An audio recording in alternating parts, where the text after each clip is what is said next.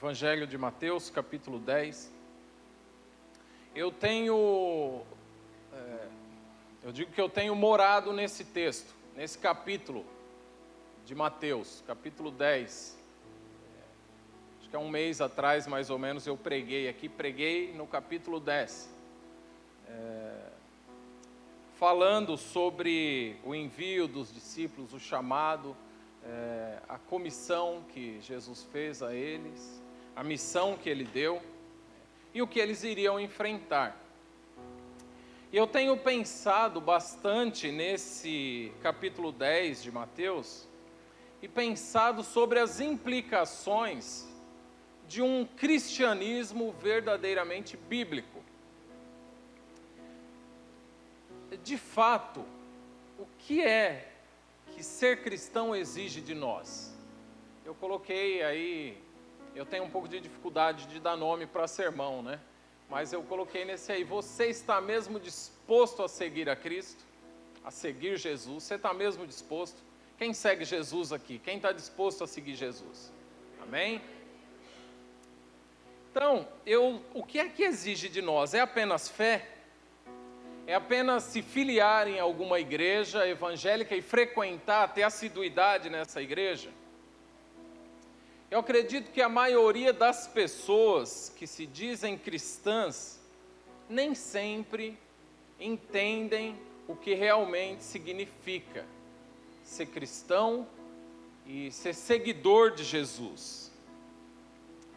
E eu tenho olhado para esse texto, esse capítulo 10, e pensado que se a gente entendesse o que significa realmente ser cristão e as implicações de ser cristão, de se declarar seguidor de Jesus e se entendêssemos as exigências que o próprio Jesus, ele faz, eu acredito que com certeza nós teríamos um número bem menor de pessoas que se dizem cristãs. Eu acredito que se a gente entendesse essas implicações, a gente talvez repensaria, a maioria das pessoas repensaria se queria continuar seguindo a Jesus.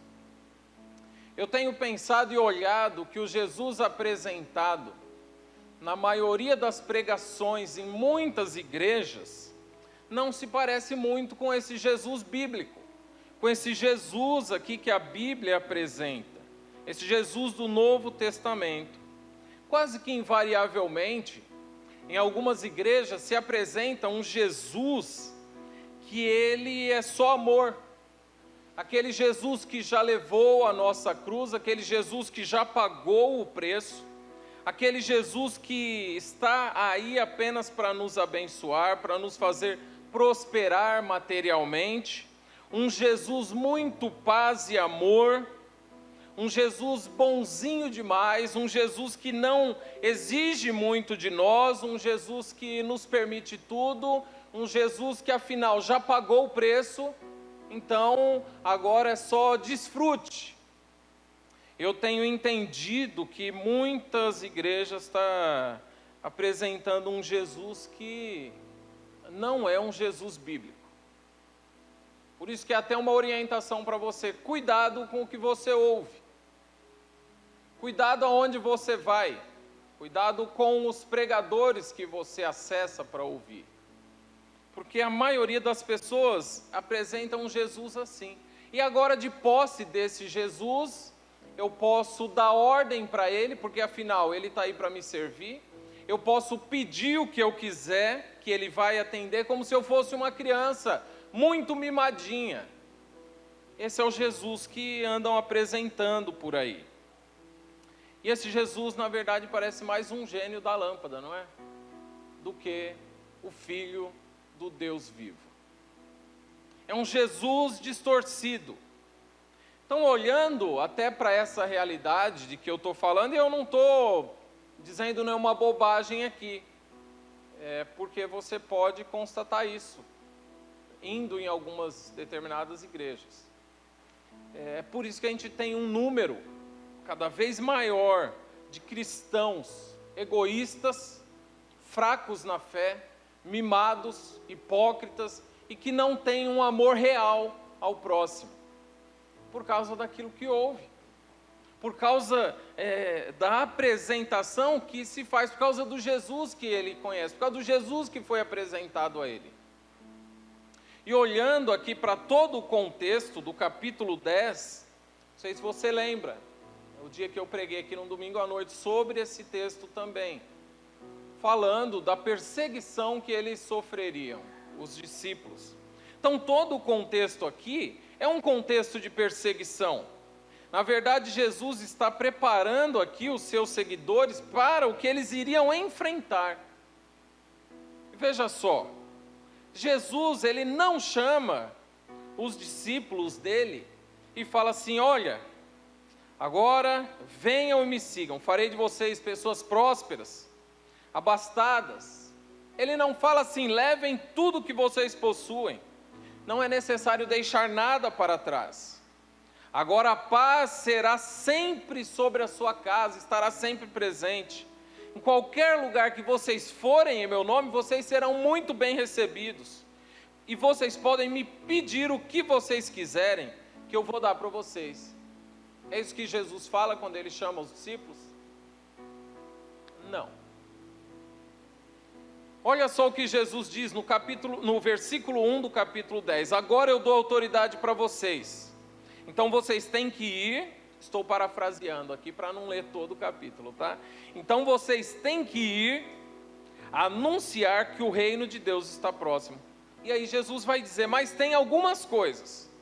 Versículo 9 e 10, ele diz assim: não levem nada, deixem tudo para trás. Versículo 16 ao 19, ele fala assim: vocês serão como ovelhas em meio aos lobos, vocês serão entregues nos tribunais e chicoteados nas sinagogas, vocês serão julgados diante dos governantes e vocês serão presos, tudo por minha causa. Versículo 21 a 23, Jesus fala assim: as traições e as rebeliões acontecerão dentro da sua própria família. Vocês serão perseguidos e odiarão vocês por minha causa. E no versículo 25 ele fala assim: se me chamaram de Beelzebu, chamarão vocês de nomes piores ainda do que esse. Ou seja, olha que convite atraente. É atraente ou não é? Imagina se alguém te chama e te apresenta esse quadro. Fala: olha, isso aqui é o que eu estou te apresentando. Isso aqui é o que eu tenho para te oferecer. E aí, você realmente ainda estaria disposto a seguir essa pessoa? A seguir esse Jesus? Depois de tudo que ele diz, não leve nada, deixa tudo para trás. Se prepara, vocês vão ser perseguidos, odiados, vocês serão presos, julgados, chicoteados, tudo por minha causa. Imagina se alguém te chama para um relacionamento, para uma amizade, e fala: ó, você vai andar comigo, porém, o bicho vai pegar para você. Você teria coragem de seguir essa pessoa? Olha que loucura, será mesmo que a gente está disposto a aceitar esse convite? Então, quando eu olho para isso aqui, eu vejo que o Jesus que muitos apresentam hoje não parece com esse Jesus aqui da Bíblia. Tem alguma coisa errada aqui nesse pseudo-evangelho contemporâneo que a gente vive. Então veja, vamos olhar algumas coisas aqui para a gente ver a radicalização das exigências que Jesus dá para a gente. Como é que Jesus nos chama? Abre a sua Bíblia comigo aí, nós vamos ler. Capítulo 10, então, de Mateus, a partir do versículo 34, conforme está descrito aí na tela.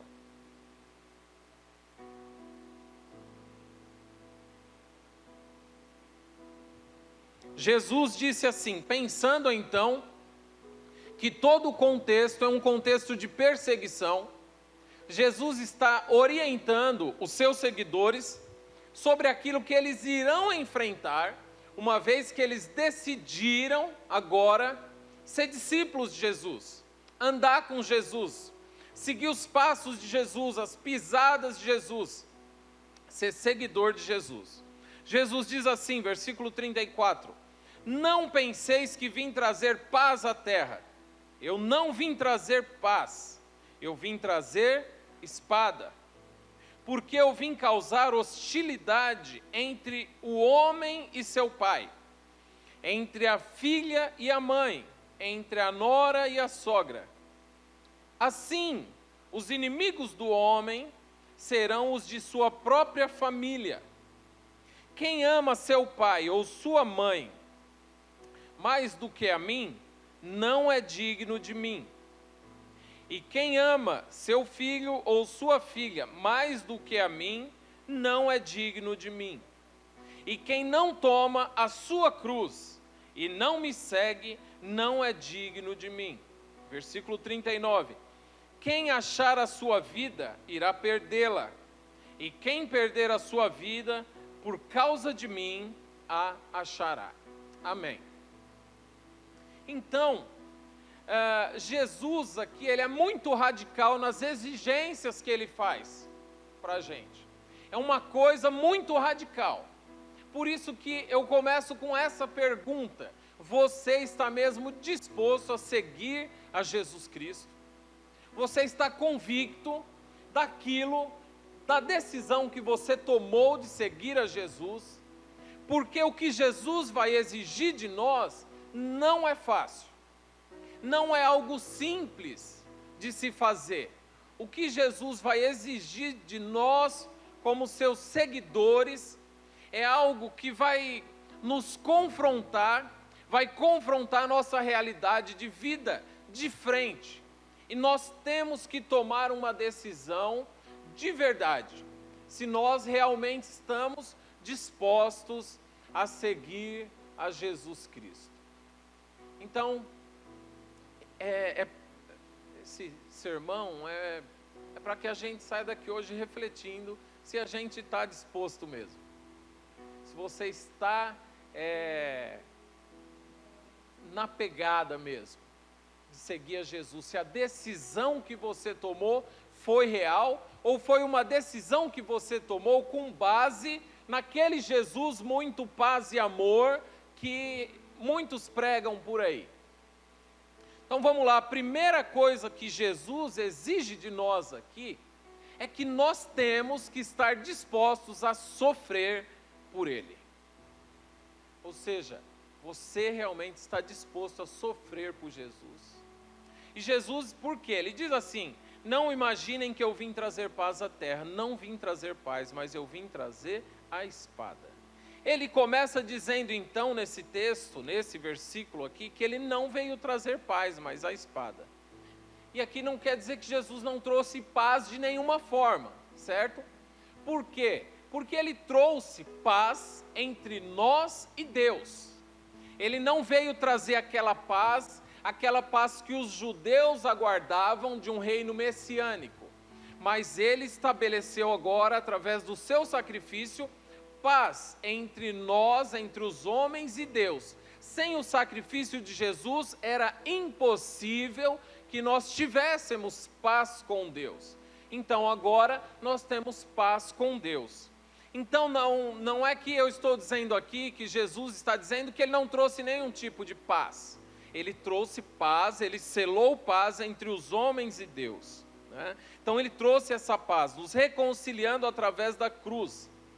Quando ele diz aqui que não veio trazer essa paz à terra, não é aquela paz do reino milenar que os judeus tanto aguardavam, do reino messiânico. E ele diz que ele veio trazer espada. Mas essa espada aqui não significa que a nossa fé, a nossa religião, ela é com base na violência. Não é isso. Não é isso que Jesus está dizendo. Ele não está dizendo que agora nós temos que nos armar com espadas ou com armas e sair enfrentando o mundo armados. Não é isso que Jesus está dizendo. Na verdade, ele está dizendo aqui, o que ele está dizendo significa que por causa dele haveria muitos conflitos entre pessoas que ele, Jesus, ele seria motivo de discórdia, de discordância entre as pessoas, de debate, motivo de polêmica, motivo de inimizade. É isso que Jesus está dizendo.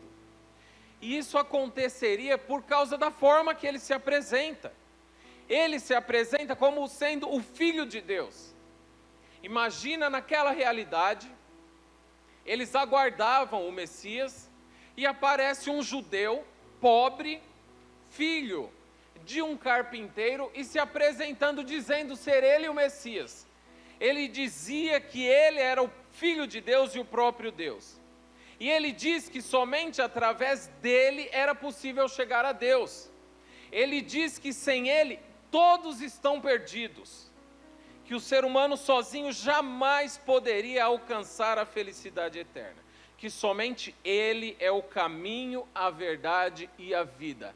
É dessa forma que Jesus se apresenta. Então, o que Jesus está dizendo quando ele diz que ele veio trazer espada, quando ele se apresenta dessa forma aqui, isso aqui é colocar uma espada na mão de quem não acredita nisso. Então, não é a espada, não é na mão dos crentes, na mão de seus seguidores, para ferir o mundo. Não, mas é com esta espada, é por causa daquilo que nós afirmamos. A espada está na mão do mundo, por causa daquilo que nós afirmamos sobre quem Jesus é, sobre o que ele veio fazer, qual era o seu projeto, qual era o seu plano. Por causa dessa espada que foi colocada na mão do mundo, nós seremos feridos, por causa daquilo que nós declaramos acerca de quem Jesus é. Então a questão aqui é: nós estamos dispostos a sofrer por causa de Jesus, a sofrer por causa daquilo que ele diz que é? Aquilo que a gente crê desperta inimizade em muita gente, desperta ódio, desperta hostilidade, desperta perseguição. Ainda que nós não vemos aqui num nível de uma perseguição ferrenha, pessoas morrendo, nós não vemos aqui no Brasil, porque a nossa realidade é outra, mas isso está acontecendo lá fora, com pessoas que decidiram, que estavam realmente dispostos a sofrer por Jesus, por causa de Jesus, por causa dessa apresentação subversiva que ele faz dele mesmo. Nós estamos dispostos a isso? Estamos dispostos a enfrentar essa espada? Veja, aquilo que eu e você, aquilo que nós acreditamos, Jesus está colocando uma espada na mão de quem não acredita, contra mim e contra você. Essa espada é a espada pela qual os seguidores de Jesus serão feridos. Lembrem do contexto desse texto aqui. É um contexto de perseguição. Jesus está dizendo, é isso que vocês irão enfrentar. Ele está falando isso com os 12. E a partir dos 12, aqueles que ouvirem, Jesus, no início, está comissionando, no versículo 1, dando poder e autoridade para curar, para expulsar demônios. Jesus está enviando eles. Então, eles passarão por isso. E todos aqueles que ouvirem aquilo que os discípulos, os apóstolos, anunciassem sobre isso, sobre o que eles ouviram de Jesus, e estivessem também dispostos a aceitar o evangelho da salvação, eles também estariam dispostos a se submeter à mesma coisa, ao mesmo tipo de vida que os 12 estavam dispostos, estavam se dispondo, né? Então isso nos alcança também. Isso não ficou lá há quase 2000 anos atrás. Isso se aplica para mim e para você. Se nós entendermos realmente quem é Jesus, nós precisaremos entendermos quem Ele é, o que Ele apresenta e entendermos o que Ele exige de nós. Nós precisamos repensar o cristianismo que talvez nós podemos estar vivendo. Versículo 35, ele fala assim: eu vim para pôr o homem contra seu pai. a filha contra a sua mãe, e a nora contra a sua sogra. Ou seja, essa espada que Jesus trouxe aqui, ela é tão afiada que ela é capaz de cortar, inclusive, os laços familiares. É isso que Jesus está dizendo. E existem laços mais fortes, mais ternos, mais carinhosos do que os laços familiares? Não existe. Eu posso ter um amigo que for, mas o que importa para mim, na verdade, são os laços familiares. As minhas filhas, a minha esposa, a minha mãe, os meus irmãos de sangue. Não existe laços mais ternos do que este.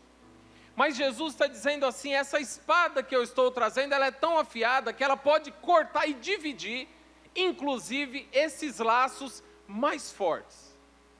É isso que Jesus está dizendo. Esses laços de pai, mãe, filho, filha, essa apresentação de Jesus aqui é tão radical que é capaz de cortar até mesmo esse tipo de laço. E ele diz que essa espada que ele veio trazer corta até mesmo esse tipo de relação entre pai e filho.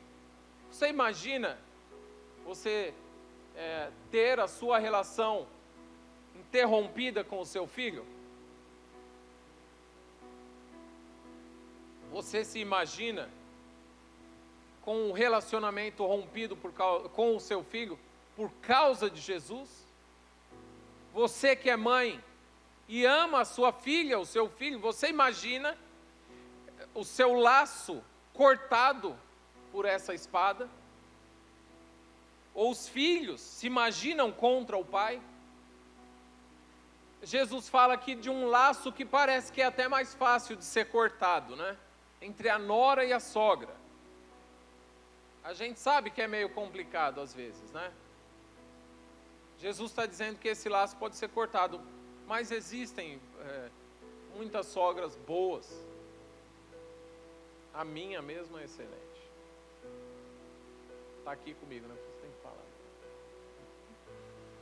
Jesus está dizendo que quem ele é, a pessoa dele, as exigências e o que ele representa, causa atrito e muita polêmica entre as pessoas, a ponto de separar inclusive os familiares. Versículo 36, ele fala assim: seus inimigos estarão em sua própria casa. Ele disse que os inimigos do homem estariam dentro da sua própria família. O que significa isso? Isso é verdade? Você já teve alguma dificuldade dentro de casa? Mas aí eu não estou dizendo porque você pisou na bola, não. Alguém está com raiva de você porque você pisou na bola. Nada disso.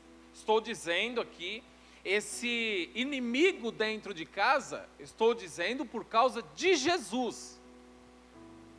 Porque o que Jesus está dizendo aqui é que tem pessoas que vão odiar tanto a Ele, tem pessoas que o ódio por Jesus vai ser tão grande, que vai chegar a ser maior do que o amor que talvez ele tenha pelo filho. Como é que a gente está disposto a seguir esse negócio? Como é que a gente tem disposição para seguir? Isso aqui é exigência de Jesus para mim e para você. Ou seja, estamos mesmo dispostos a seguir, a ser seguidor de Jesus. Esse Jesus bíblico, não estou dizendo daquele Jesus que muitos pregam. Aquele Jesus que é o guru dos crentes. Aquele Jesus que só serve para estender a mão e abençoar os crentes. Não estou dizendo desse Jesus, que Jesus é bom, que ele abençoa. Eu não tenho a menor dúvida disso. Mas Jesus não é só isso. Jesus não é só paz e amor. Para nós, ele começa dizendo que ele não veio trazer paz à terra, ele veio trazer espada. Vocês estão dispostos a me seguir? É isso que Jesus está questionando aqui. Há pessoas que vão odiar tanto Jesus que se um filho se converter e se tornar seguidor de Jesus, o amor que ele tem pelo filho vai ser menor do que o ódio que ele sente por Jesus.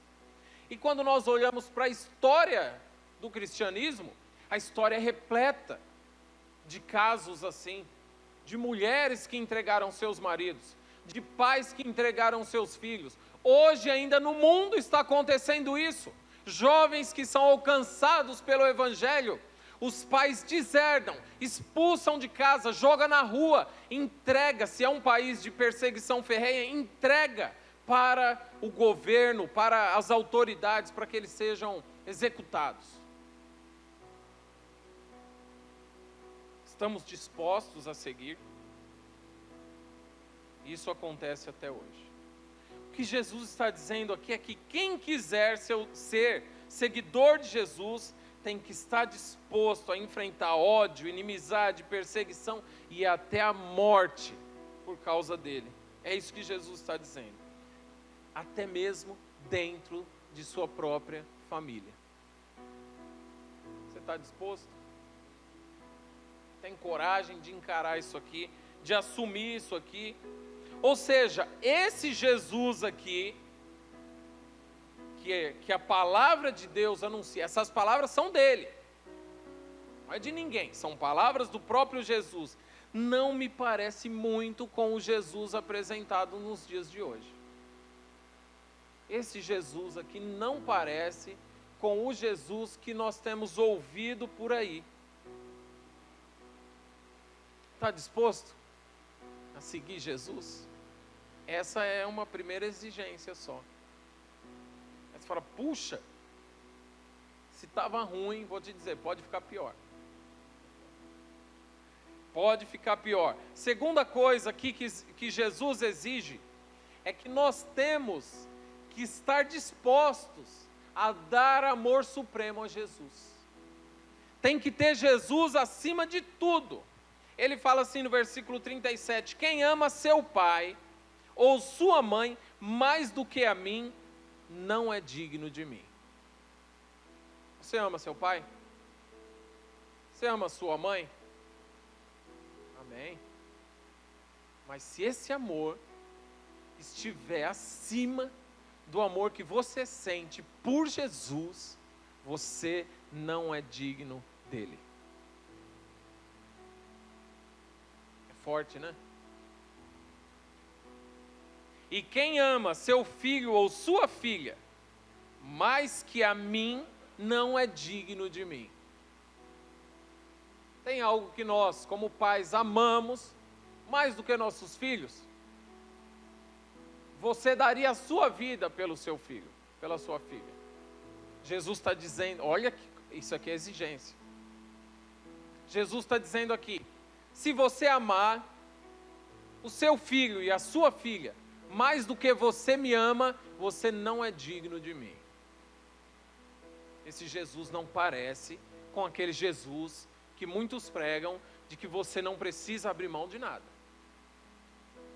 De que você vem, agora é só amor, é só love, eu já carreguei a sua cruz, eu já paguei o seu preço, agora você vem e desfruta. Não parece com o Jesus que a Bíblia apresenta. E ele diz assim, quem se recusa a tomar a sua cruz e me seguir, não é digno de mim. Ou seja, se estava ruim com a primeira exigência, de que nós devemos estar dispostos a até sofrer por Jesus, ficou um pouco pior aqui. Você não acha? Eu acho. Eu estou habitando nesse texto tem uns 3 meses, somente no capítulo 10 de Mateus. Não leio outra coisa, não tenho lido outra coisa, somente o capítulo 10 de Mateus. A exigência é pesada. Esse é o Jesus bíblico, e é isso que ele exige de mim e de você. E ser digno aqui que Jesus está dizendo, é poder ter o direito de dizer que de fato você é cristão. Sabe quando a gente diz, se alguém pergunta, qual é a sua fé? Você fala, eu sou cristão. Você é digno de dizer isso?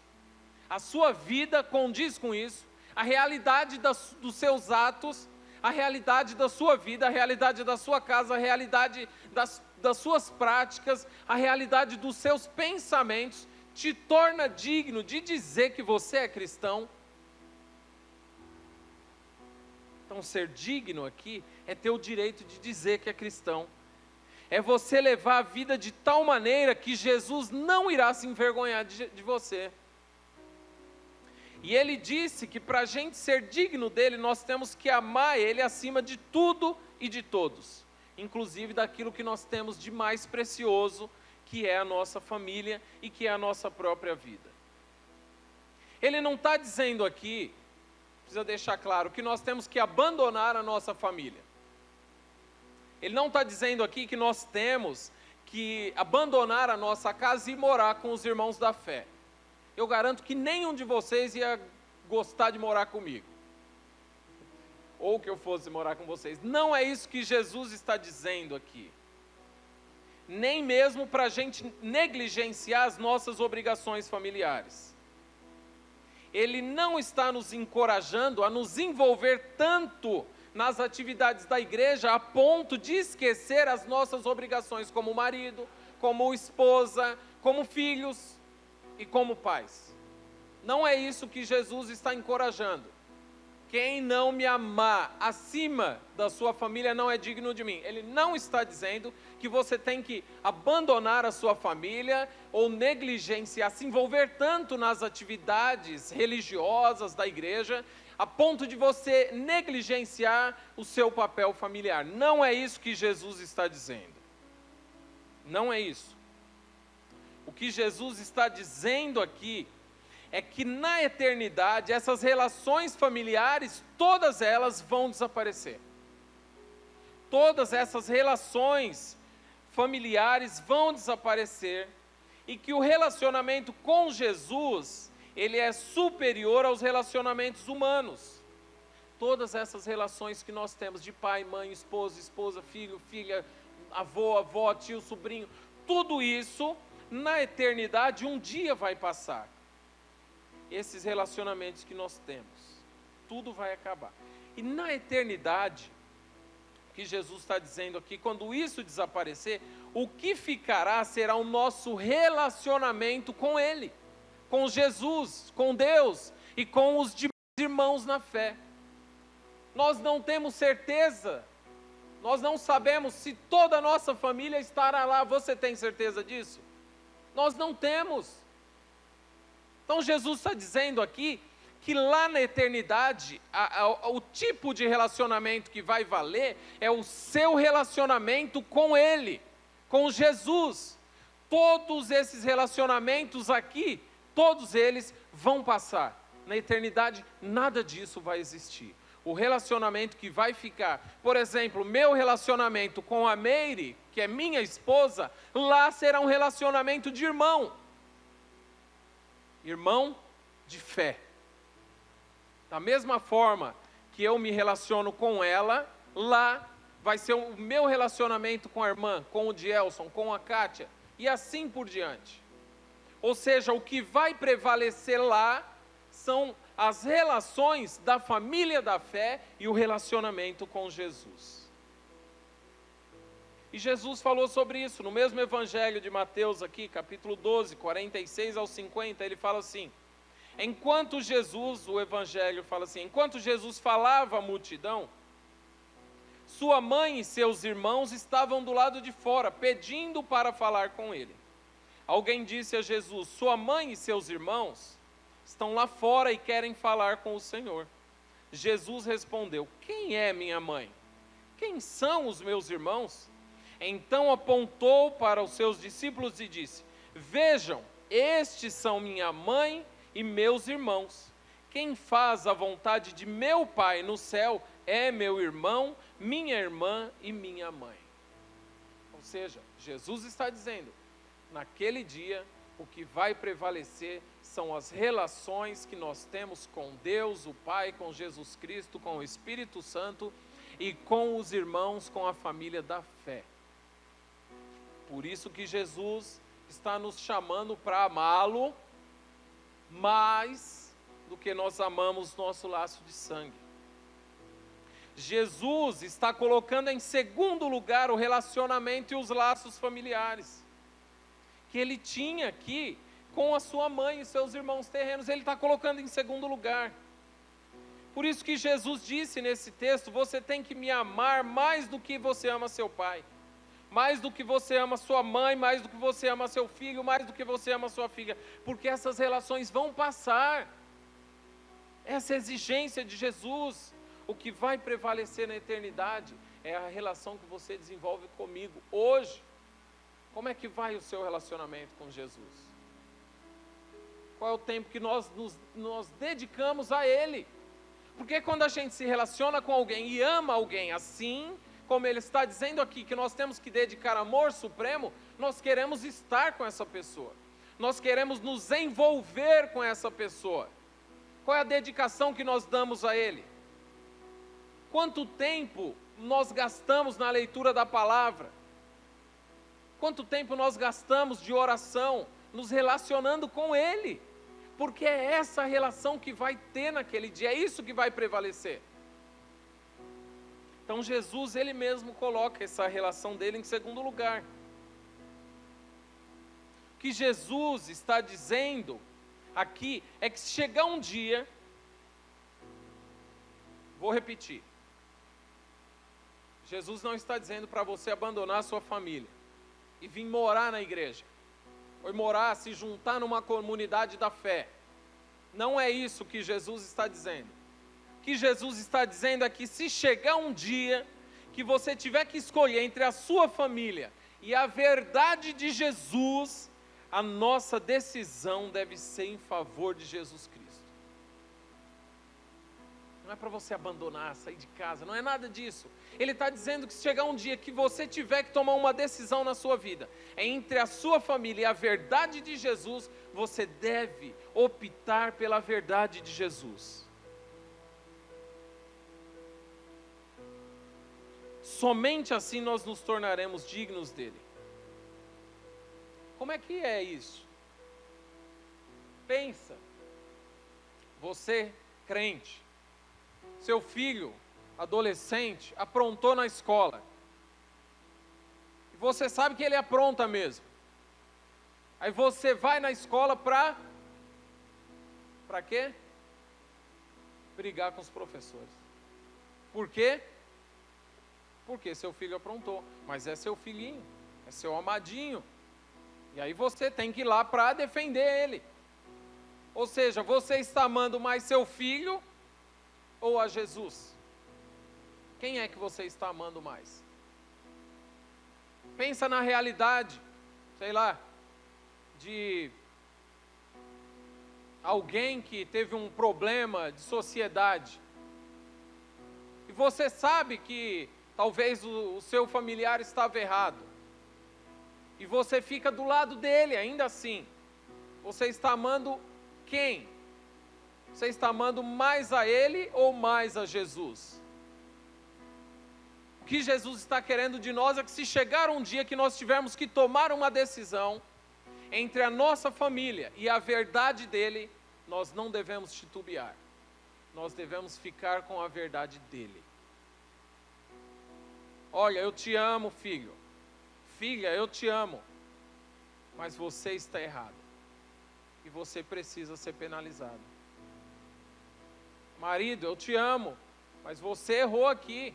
Eu vou até o fim com você. Mas eu preciso te dizer que você está errado.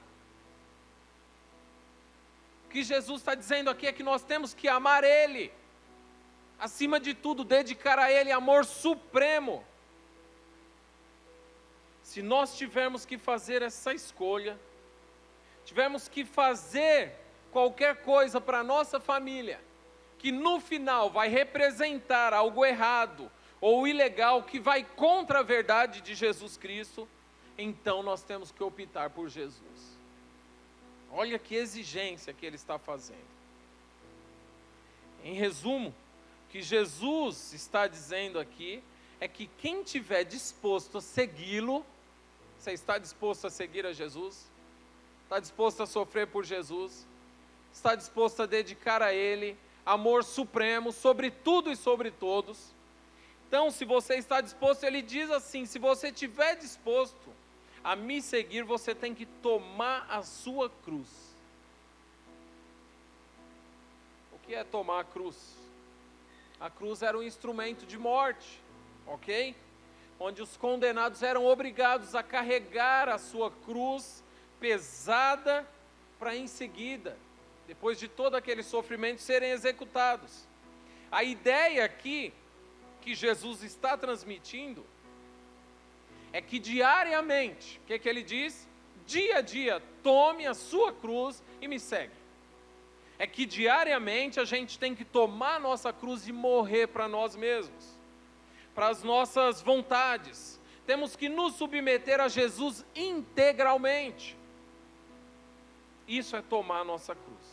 O sentido de tomar a cruz aqui é que nós temos que mortificar a nós mesmos, morrer para o eu interior, para que aí a gente possa seguir a Jesus, porque não é nada menos do que isso que Jesus exige de mim e de você, nada menos, é isso que Ele exige de mim e de você. Você tem que estar disposto a dar a Ele amor supremo. Chegar um momento que você tenha que tomar uma decisão entre a verdade de Cristo e a sua família, a sua esposa, o seu marido, a sua mãe, o seu pai, os seus filhos tão queridos, você deve optar por ficar ao lado da verdade de Jesus Cristo. É isso que Jesus exige de mim e de você. Pode ficar pior? Pode ou não? Não há nada ruim que não possa piorar, né, pastor Carlos? Pode ficar pior. Pode ficar pior. Versículo 39, Jesus fala assim: quem se apegar à sua própria vida, vai perdê-la. Mas quem abrir mão da sua própria vida por minha causa, vai encontrá-la.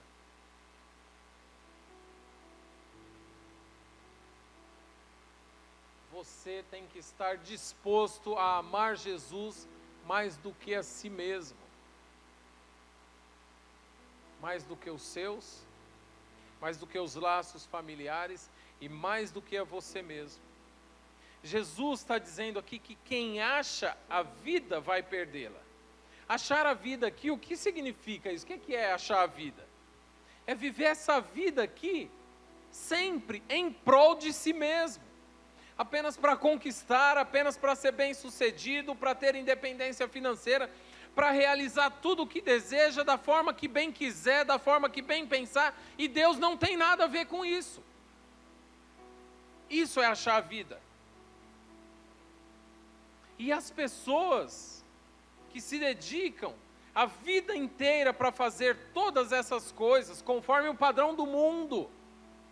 Tem gente que se dedica a vida inteira para ser próspero, para ter independência financeira, para possuir um bom carro, uma boa casa.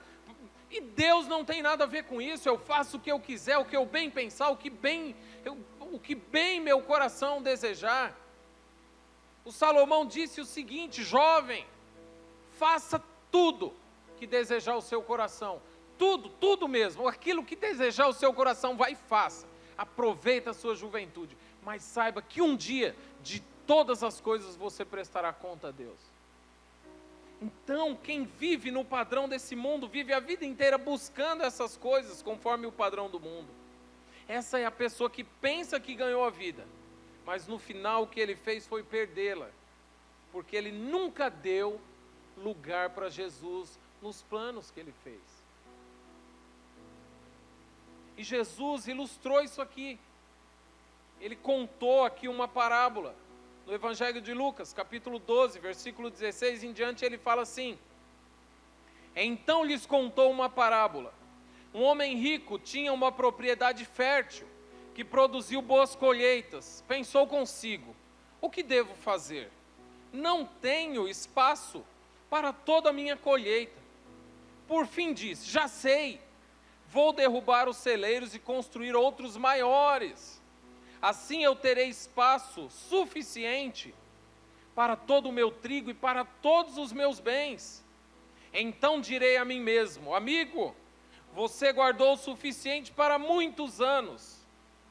Ou seja, está aposentado, está garantido, está com a poupança gorda, a previdência privada legal, está tudo certo.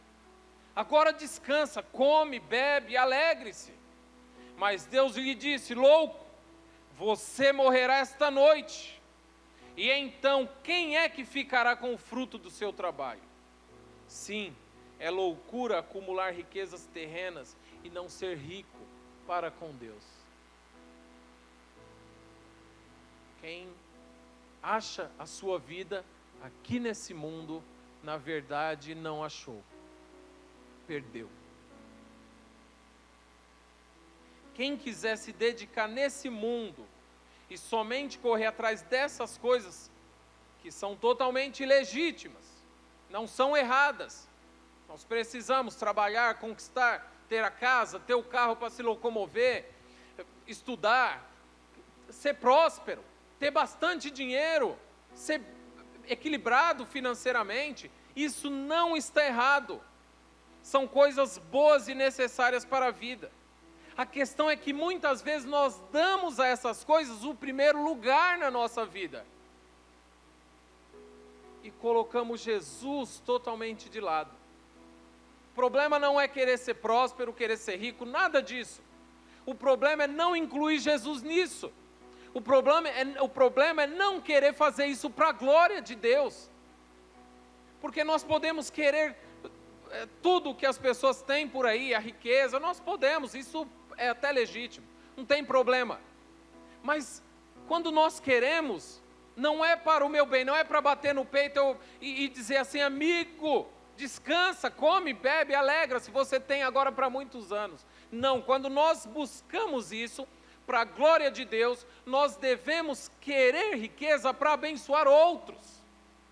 Quando você tem uma boa casa, uma casa grande, Jesus não está interessado nisso. Isso é um fruto do seu trabalho. Jesus não está preocupado de dar uma boa casa. Mas naquele dia Ele vai querer saber qual foi o uso que você fez dessa casa. Quantos missionários você acolheu vindo de fora nessa sua casa? Com o seu belo carro, Ele vai querer saber quantos irmãos no final do culto aqui você transportou, oferecendo uma carona. No final, é isso que Jesus está interessado. Você pode querer ter muito dinheiro para abençoar aquele que necessita. Então a gente pode querer ter tudo isso, mas sempre Jesus tem que estar incluso em tudo isso. O problema do outro é que ele não considerou Deus nos seus planos. O problema do outro foi esse. Então, esse que pensa que ganhou a sua vida, que achou a sua vida, esse perdeu a sua vida. Jesus diz: louco, essa noite você vai morrer. Louco, esta noite pedirão a tua alma, e o que você juntou, para quem é que vai ficar? Ou seja, você é rico aqui, mas você não tem riqueza para com Deus. Então Jesus diz que nós temos que amar mais a Ele do que a nós mesmos, mais do que a nossa própria vida. Porque essas coisas que as pessoas conquistam aqui, traz uma felicidade momentânea. Estamos estudando aí na EBB, amanhã inclusive, venha, não falte. Já vou esclarecendo, eu não vou estar porque eu vou estar trabalhando, para você falar: o pastor chamou, mas ele mesmo não vem. Eu sei que as pessoas dizem isso, né? Então, vou estar trabalhando. Hoje, pela misericórdia de Deus, pude estar aqui. Está falando sobre felicidade, né, na EBB. Felicidade momentânea essas coisas trazem. Mas o que é que nós temos acumulado com Deus? Onde é que está o seu tesouro? Porque onde está o seu tesouro, Mateus 6, ali também estará o seu coração.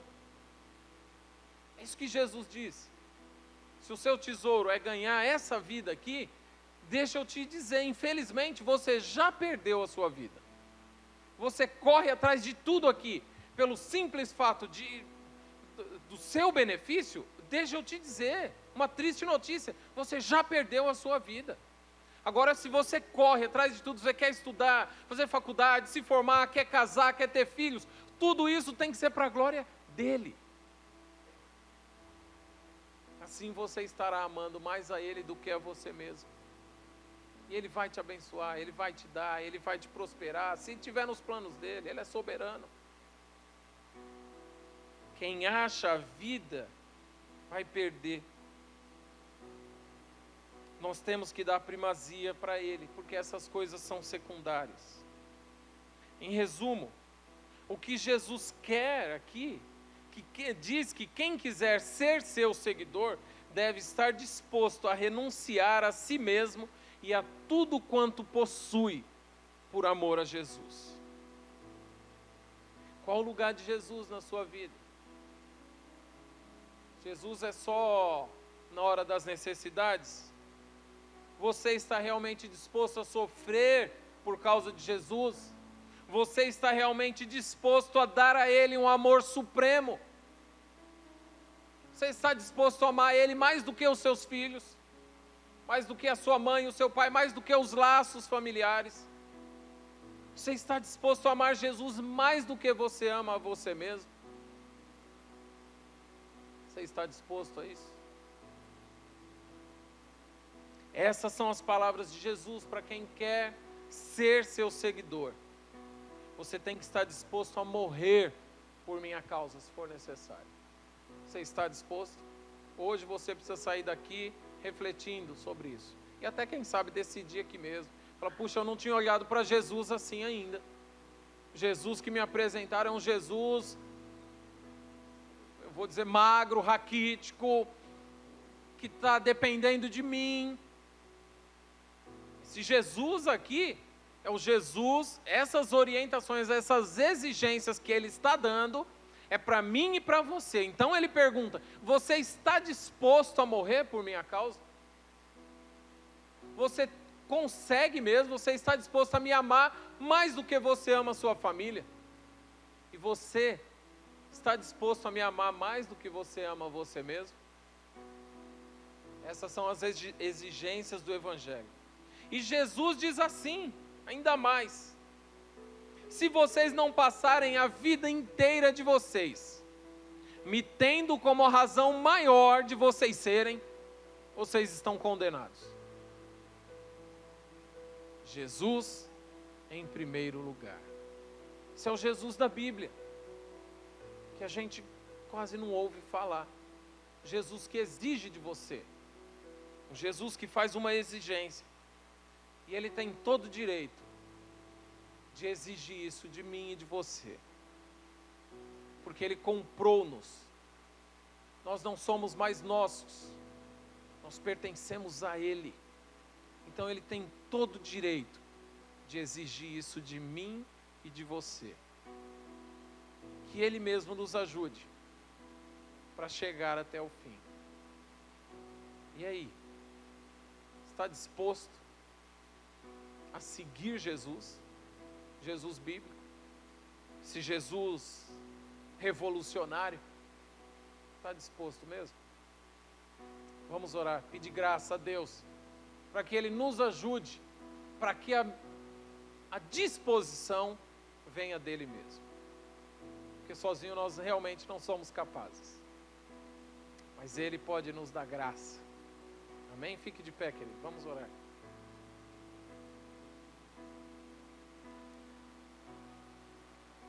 Senhor nosso Deus e Pai, te louvamos, ó Deus. Queremos dedicar a nossa vida somente a Ti, Senhor. Nós não podemos sozinhos, mas o Senhor nos chamou, o Senhor nos comprou com alto preço. Então o Senhor tem todo o direito de exigir, de fazer tais exigências de nós como seus servos. Nos dê graça, Pai. Tenha misericórdia da nossa vida. Que a nossa vida seja dedicada somente a Ti. Que nós realmente estejamos dispostos a sofrer por Tua causa. Que realmente nós estejamos dispostos a amar mais o Senhor Jesus do que o nosso pai, a nossa mãe, o nosso filho ou a nossa filha. Que nós estejamos dispostos a amar mais o Senhor do que amamos a nossa própria vida. Nos ajuda, Deus, nos ajuda a cumprir as Tuas exigências, para que nós possamos ser dignos de Ti, que nós possamos ser dignos de ser chamados filhos de Deus, que nós possamos ser dignos e dia a dia tomar a nossa cruz, mortificando o nosso eu interior e seguindo a Ti, andando nos Teus passos. Nos ajude a melhorar, ó Pai. Sozinho realmente nós não conseguiremos, mas nós cremos no Teu amor, na Tua graça, na Tua misericórdia, na Tua benevolência, que o Senhor nos capacitará até aquele dia, para a glória e louvor do Teu nome. Amém. Deus te abençoe, irmãos. Que você possa sair daqui hoje pensando qual é o tipo de cristão que você é. E se você está realmente disposto a continuar nessa caminhada, na qual Ele te chamou, na qual Ele pagou o preço por você. Que Deus nos ajude, nos abençoe. Amém?